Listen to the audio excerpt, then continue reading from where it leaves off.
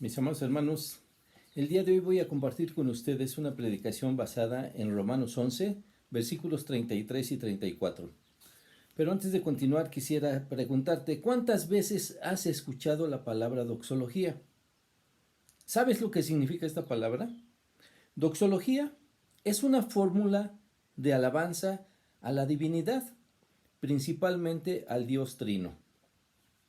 Esta doxología, a partir del versículo 33 de Romanos 11, es una oración de alabanza a Dios por la sabiduría de su plan, aunque los métodos de Dios y su conocimiento van más allá de nuestra comprensión.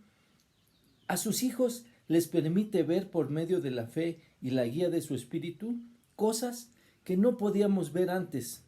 Dios no es arbitrario y nos equipa con su espíritu. Dios gobierna el universo y nuestras vidas en perfecta sabiduría, justicia y amor. La majestad, grandeza y sabiduría del plan de Dios reveladas en Romanos 11 motivaron a Pablo a estallar en un himno de alabanza a los juicios, los caminos, la sabiduría, la ciencia y la misericordia de Dios. Oremos, hermanos, para continuar. Amoroso Padre, gracias te damos, Señor, por esta oportunidad que tenemos nuevamente, mis hermanos y yo, de comunicarnos por este medio. Te agradecemos, Padre, tu bendición de cada día y te rogamos tu guía del Espíritu Santo para nuestro estudio del día de hoy. Te pedimos esto en el nombre de Cristo Jesús. Amén. El título de nuestra predicación es Dios es inescrutable. Y los puntos de nuestra predicación de hoy serán los siguientes. 1. Diferencia de las riquezas mundanas y las riquezas divinas. 2. Dios es insondable e inescrutable. Y 3. El creyente espiritual tiene la mente de Cristo. Vayamos pues al punto número 1. Diferencia de las riquezas mundanas y las riquezas divinas. Abre tu Biblia en Romanos 11. Vamos a ver el versículo 33, la primera parte. Dice así la palabra del Señor. Oh profundidad de las riquezas, de la sabiduría y de la ciencia de Dios. ¿En qué piensa el hombre cuando hablamos de riquezas? Vamos a dividir esta expresión del versículo 33 de Romanos 11 en tres partes. La primera es la profundidad de las riquezas. La profundidad de las riquezas deberíamos de leerlo como el abismo de las riquezas, ya que es fácil caer en un abismo si perseguimos estas. Y de estas recordaremos el consejo del Señor. No debemos buscar las riquezas terrenales, ya que las riquezas de este mundo son todas temporales. En 1 Timoteo 6:10 nos dice Pablo, porque raíz de todos los males es el amor al dinero, el cual, codiciando algunos, se extraviaron de la fe y fueron traspasados de muchos dolores. ¿El dinero es malo, hermano? Pongamos atención a lo que la Biblia dice al respecto. La Biblia no dice que el dinero sea malo, y menos si éste ha sido ganado, trabajado honradamente. El dinero en sí no es malo. Pablo está haciendo una diferencia entre el dinero y el amor de los humanos, la codicia por el dinero, que lo describe como una mala base de nuestro pensamiento. Y el Señor en Mateo 6:24 nos dice, ninguno puede servir a dos señores, porque o aborrecerá a uno y amará al otro, o estimará al uno y menospreciará al otro. No podéis servir a Dios y a las riquezas. Cuando codiciamos el dinero, corremos el riesgo de apartarnos del Señor y sus asuntos, y es la misma razón por la que Jesús nos señaló esto. Recordemos esta frase. El dinero como servidor es un excelente compañero, pero como amo de nuestras vidas es pésimo. En general, todo ser humano quiere saber que su vida ha sido bien invertida, que su tiempo y sus posesiones se han invertido en algo que puede cambiar las cosas. Mateo 6:19 nos dice, no os hagáis tesoros en la tierra, donde la polilla y el orín corrompen y donde ladrones minan y hurtan. Por eso les es mejor al hombre buscar riquezas que sean verdaderamente duraderas. Y como lo describe Romanos 11, las riquezas eternas las tenemos en los siguientes 2 puntos. La segunda parte que les decía de Romanos 11:33 dice, la profundidad de las riquezas de la sabiduría de Dios. Y en Proverbios 1:7 dice, el principio de la sabiduría es el temor de Jehová. Los insensatos desprecian la sabiduría y la enseñanza. El mundo tiene urgente necesidad de hombres sabios. Los proverbios fueron escritos con la finalidad de desarrollar sabiduría en aquellos que los estudien, pero que también tengan la intención de obedecerlos. ¿Quiénes son los insensatos? Los insensatos son los necios, los que desprecian la sabiduría y desprecian la enseñanza. Leamos y pidamos a Dios que desarrolle en nosotros la sabiduría de su palabra. Y la tercera es la profundidad de las riquezas de la ciencia de Dios. La ciencia de Dios, esta frase se refiere a la omnisciencia del Señor. La Biblia describe el conocimiento de Dios como ilimitado, integral, perfecto en todos sus sentidos. Dios es omnisciente. Ciencia viene del latín que significa conocimiento. El prefijo omni quiere decir todo. De ahí que omnisciente significa que el Señor lo sabe o lo conoce todo. En contraste con el conocimiento humano, que surge de la formación de nuestras mentes en el grado que vayamos obteniendo información y experiencias, y dependerá de nuestra capacidad para asimilarlo. Pero recordemos que no todo lo que aprendemos y no todas nuestras experiencias son la verdad. Salmo 147:5. Grande es el Señor nuestro y de mucho poder, y su entendimiento es infinito. Es infinito el saber del Señor. Y en Job 42:1-2 dice, respondió Job a Jehová y dijo, yo conozco que todo lo puedes y que no hay pensamiento que se esconda de ti. La mente y el pensamiento de Dios son infinitos, en tanto que la mente humana es limitada, aún la del ser humano más inteligente. Por lo anterior es que el Señor nos exhorta a todos a invertir nuestras vidas en el reino de Dios. Y el Señor nos aconseja que aún los recursos financieros los usemos para propósitos que sean celestiales, para así poder obtener cosechas eternas. El Señor nos invita a poner nuestra mira y nuestro corazón en asuntos celestiales.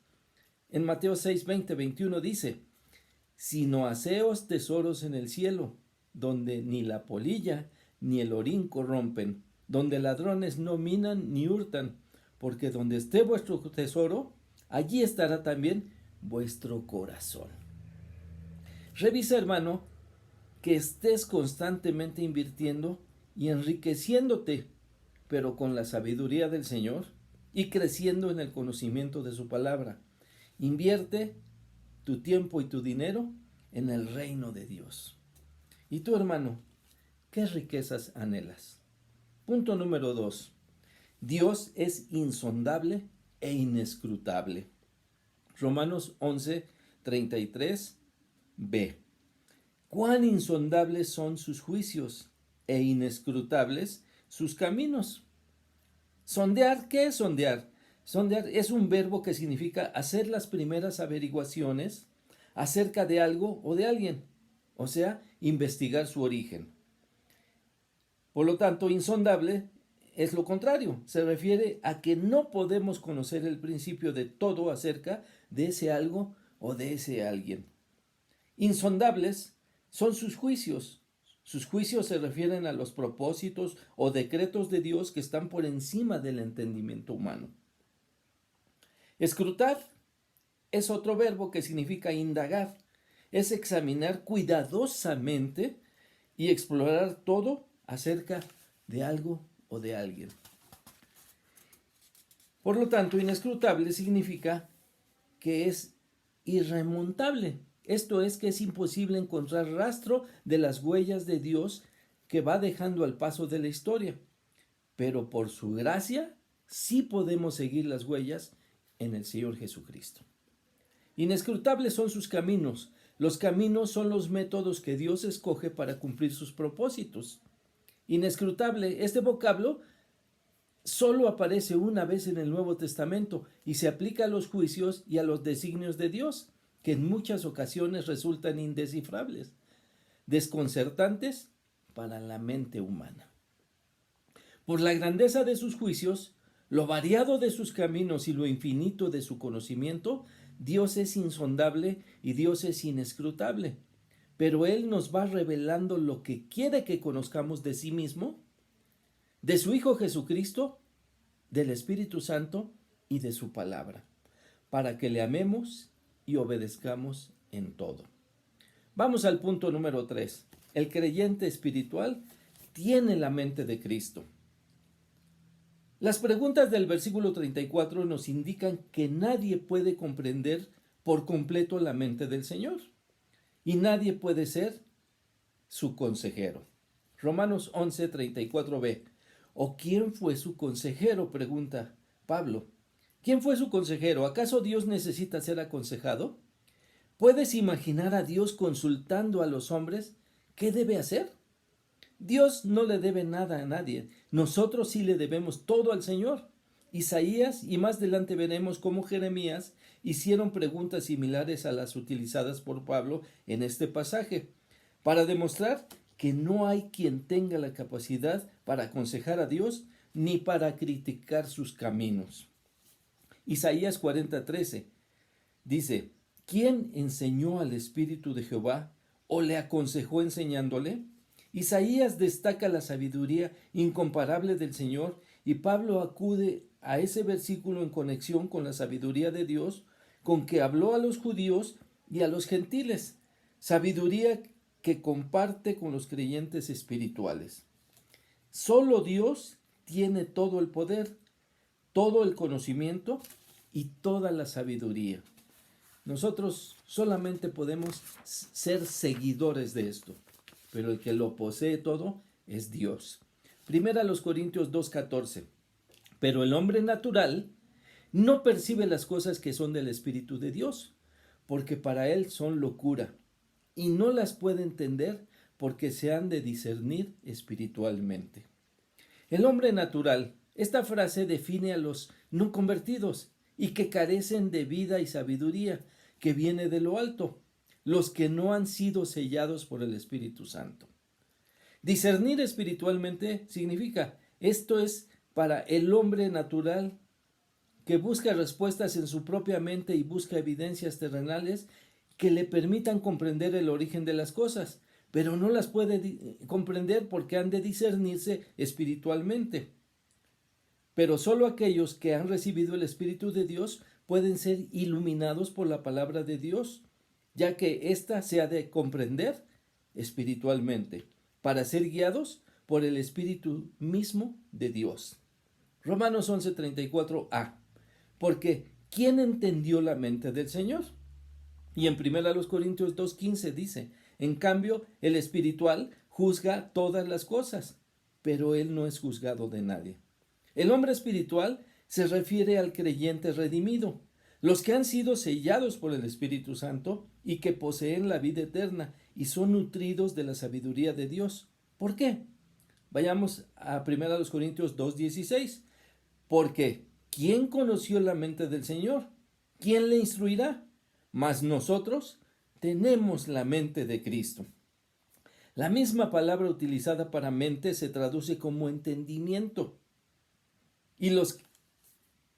Ya que los cristianos son capacitados por el Espíritu de Dios, por el Espíritu Santo, para comprender la palabra del Señor, para conocer los pensamientos de Dios, dándonos un nuevo entendimiento, aprendiendo a ver su mensaje con la mente de Cristo.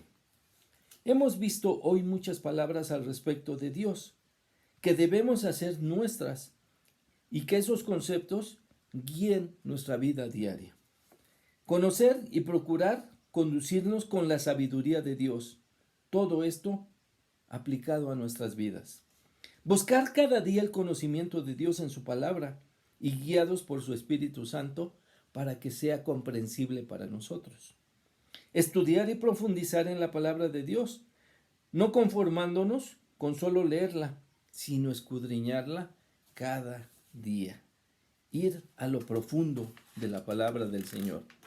Así que, hermano, si tú ya eres espiritual y quieres conocer más acerca de Dios, debes permitir que el Espíritu Santo te guíe para alimentar nuestro espíritu con su divina palabra y así pretender alcanzar cada día algo más de la mente del Señor. Escuchando a Dios con atención en su palabra, en la predicación y en la enseñanza de la misma. Jeremías 23:18 dice: porque ¿quién estuvo en el secreto de Jehová y vio y oyó su palabra? ¿Quién estuvo atento a su palabra y la oyó? Debemos aprender a estar en secreto con el Señor, a intimar con Dios y a oír su palabra con atención en la predicación, en la enseñanza y en la lectura de su palabra. Y tú, amigo, amiga, que aún eres un hombre natural, que no has recibido el sello del Espíritu Santo y que no has recibido en tu vida a Cristo, te invito a que hoy te arrepientas de tus pecados, le pidas perdón al Padre y clames en oración su misericordia y le ruegues para que Cristo venga a morar en tu corazón, para que le sigas como el Señor y Salvador de tu vida y puedas ser así sellado por su Espíritu para ser un ser espiritual, un hombre y una mujer espirituales, con un corazón nuevo y puedas tener acceso a la mente del Señor, para que así nuestras vidas puedan ser una doxología para Dios. Inclina tu rostro y oremos al Señor. Amoroso Padre, te damos gracias, Señor, por esta oportunidad que tuvimos de escudriñar tu palabra y de escuchar tu mensaje. Te rogamos, Señor, que esto lo atendamos y podamos ponerlo en práctica en nuestras vidas, que busquemos tu sabiduría, que busquemos tu conocimiento, Señor, que tú pones al alcance de nosotros en tu palabra. Te rogamos y te pedimos la guía del Espíritu Santo para que así sea, en el nombre de Cristo Jesús. Amén. Que Dios les bendiga, mis hermanos.